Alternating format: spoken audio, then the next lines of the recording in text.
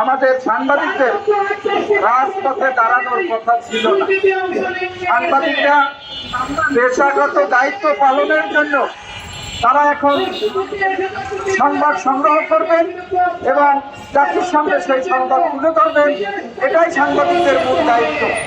কিন্তু আজকে আমরা দেখতে পাচ্ছি বিগত ফ্যাসিস্ট সরকারের সময়ে আমরা এই রাজপথে দাঁড়িয়ে সাংবাদিকদের অধিকার আদায়ের জন্য রাজপথে আন্দোলন সংগ্রাম করেছি। ঢাকা সাংবাদিক ইউনিয়ন, ফেডারেল সাংবাদিক ইউনিয়ন এবং অপর সংগঠনগুলো আমরা রাজপথে সাংবাদিকদের অধিকার আদায়ের জন্য এবং গণতন্ত্র প্রতিষ্ঠার জন্য সংগ্রাম করেছি, আন্দোলন করেছি। একটা রাষ্ট্রে সংবাদপত্র বা গণমাধ্যম যদি স্বাধীন না থাকে তাহলে রাষ্ট্রের গণতন্ত্র থাকে না, আইনের শাসন থাকে না, ন্যায় বিচার থাকে না। বিগত সরকারের আমলে, সরকারের আমলে যারা বিভিন্ন অপরাধ করেছেন, যারা সরকারের আমলা ছিল, অথবা সরকারের কর্মকর্তা ছিলেন, তারা বিভিন্ন সময় তারপরে বিভিন্ন দুর্নীতি তারা করেছে, সেগুলো সংবাদপত্রের মাধ্যমে জানতে পেরেছে। তেমনি ভাবে শফিক একজন অনুসন্ধানী মেধাবী সাংবাদিক, তিনি একটি প্রতিবেদন ছাপিয়েছেন, একটি রিপোর্ট করেছেন।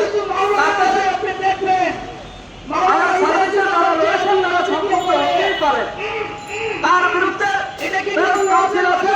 সেখানে অভিযোগ করবেন এবং এই আইসিটি অ্যাক্টের বিরুদ্ধে আমরা বিগত 15 বছর সংগ্রাম করেছি, আন্দোলন করেছি যে কোথায় কোথায় সাংবাদিকদের গ্রেফতার করা যাবে না, সংবাদপত্র বন্ধ করা যাবে না, টেলিভিশন চ্যানেলগুলো বন্ধ করা যাবে না। কিন্তু সেই খোলা পানিতে মাছ শিকার করার চেষ্টা করছে সেই শফিকরা যখন তারা দালালি করেছিল, এই ফ্যাসিস্টের দালালি তারা এখনো এই সরকারের একটি বিপদে ফেলার জন্য তারা আজকে একই প্রক্রিয়া বেছে নিয়েছে।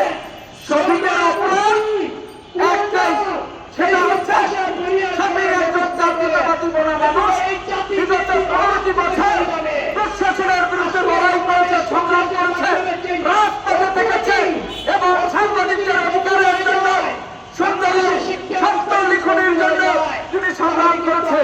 আপনারা ছাগল কাণ্ডের কথা শুনেছেন।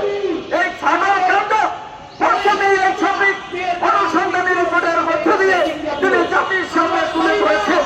আজকে শফিকের অপরাধ, শফিক দেশনেত্রী বেগম খালেদা জিয়ার জীবনী নিয়ে একটি বই লিখেছে এবং সেই বইটি সারা বাংলাদেশে আলোড়ন সৃষ্টি করেছে। আজকে জাতীয়তাবাদী পরিবারে এবং একজন মুক্ত চিন্তার মানুষ, কবি মানুষ, তাকে রাতের আধারে সেই পাকিস্তানি হানাদার বাহিনীর কায়দায় তাকে উঠিয়ে নিয়ে গিয়ে হাত করা করিয়ে এবং তাকে জেল হাজতে প্রেরণ করা হয়েছে। আমরা এর তীব্র নিন্দা এবং প্রতিবাদ জানাই। সাংবাদিক এখনো চোর নয়, সাংবাদিক এখনো ডাকাত নয়, সাংবাদিকরা জাতির সামনে সত্য তুলে ধরবেন, তাতে আপনি সংক্ষুব্ধ হতে পারেন। আপনি প্রেস কাউন্সিলে যান, আপনি তাকে যদি সে দোষী সাব্যস্ত হয় তাহলে তার বিরুদ্ধে অভিযোগ থাকলে সেটা আদালতের মাধ্যমে প্রমাণিত হবে, তারপরে তাকে গ্রেফতার করবেন। কিন্তু আজকে এই সরকারকে বিপদে ফেলার জন্য সেই ফ্যাসিস্টের দোষরা উঠে পড়ে লেগেছে। আমরা ধারাবাহিক আন্দোলন সংগ্রাম করছি। আজকে সাংবাদিক সমিতি যারা রয়েছে তাদেরকে ধন্যবাদ জানাই যে তারা সত্যের পক্ষে, ন্যায়ের পক্ষে আত্মসমর্পণ নিয়েছে। পেশাদার সাংবাদিক বিভিন্ন সংগঠন এখানে দাঁড়িয়েছে।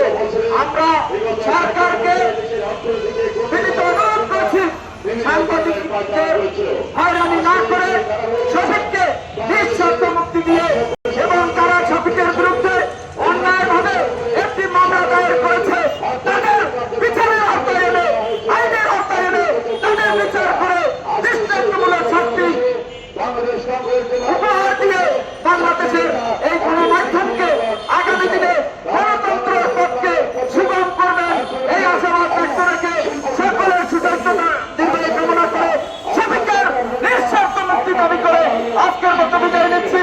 মুক্তি দিতে হবে, তা না হলে আমরা আরো বৃহত্তর আন্দোলনে যাব, কঠোর আন্দোলনে যাব। আমরা সাংবাদিকরা 17টি বছর এখানে রাজু বলেছে শেখ হাসিনার চোখে চোখ রেখে কথা বলেছি, আন্দোলন করেছি, লড়াই করেছি, পুলিশের সামনে, র্যাবের সামনে, এই সকল প্রশাসনের সামনে আন্দোলন করেছি। সাংবাদিকরা ন্যায়ের আন্দোলনে তাদেরকে কখনো বাধাগ্রস্ত করতে পারবেন না। সাংবাদিকরা ভয় করে না, কারণ সাংবাদিকরা সবসময় সত্যের পক্ষে, ন্যায়ের পক্ষে অবিচল থাকে। আমি আবারও যারা এর সাথে রয়েছেন, যারা এই মামলা করেছেন, সকলকে মামলা প্রত্যাহার করে নিঃশর্ত মুক্তি দিয়ে সবিককে আবারও বাংলাদেশের সুস্থ গণমাধ্যম এবং স্বাধীন গণমাধ্যম উপহার দেওয়ার জন্য সবিনয় অনুরোধ করছি। অন্যথায় আমরা আমাদের আন্দোলন চালিয়ে যাব, আন্দোলন চলবে, সবিকের মুক্তি, সাংবাদিকদের শক্তি, এটাই আমাদের মূল কথা। সকলকে ধন্যবাদ।